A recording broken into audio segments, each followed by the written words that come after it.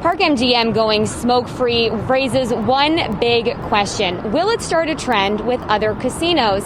A gaming expert told me that depends if Park MGM is successful. Las Vegas tends to react to the popular trend in hopes that it will be successful for us.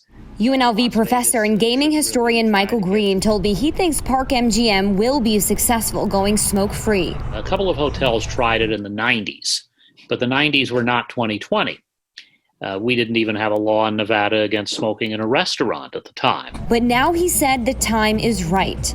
One is, yes, COVID being a respiratory virus in particular, and we're a little more conscious of the value and importance of our lungs. The other thing is, if you look at the trends, fewer people have been smoking.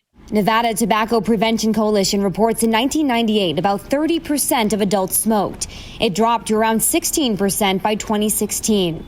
We have gyms at hotels. People are working out, for heaven's sake.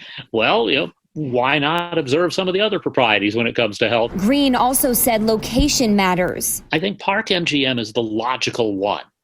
If you think of the fact that when Jim Murren was at the company, they stamped it as a different kind of place. Murren, who is the former MGM CEO and current COVID-19 task force leader, talked to me back in April about smoking in casinos. He mentioned how some hotels, like the Aria, have high-tech air displacement systems that do a better job filtering air to help satisfy non-smoking and smoking guests. We have so many guests, particularly from Asia, that find that is an important element of their gaming experience. High rollers might be inclined to smoke, but is Park MGM really the place that was attracting the high rollers?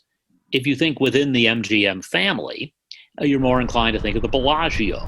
And as companies revamp properties or build new ones, Murren told me he thinks other resorts will gravitate toward new technologies like the Aria. That's just my guess. Again, I'm not speaking for any of the gaming companies.